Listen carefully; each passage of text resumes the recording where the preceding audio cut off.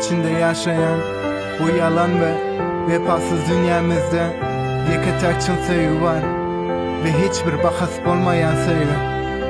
Onu sen de bilyen, dinle. Gülüşüne bütün cennet yerleşen, ay yüzünde dünyanın mehri birleşen ve bakan vakti dünya nuru yüzüne düşer. Yaxşılar dost olur, yamanlar kaçar.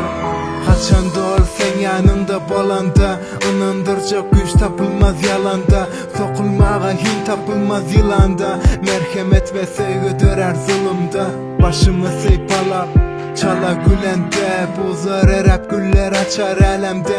Masfın etsem söz kurtarmaz dilimde, yazar durur siyah bitmez kalamda. Onun sevgisini anla bilende, inan başka sevgi olmaz alemde.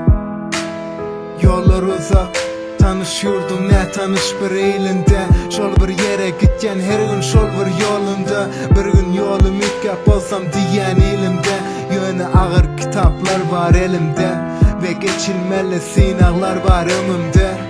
Yetip geldi 8. Mart günü, bayramımızı kutlayan mehriban enem. Bayramımızı kutlayan mehriban enem, mehriban enem.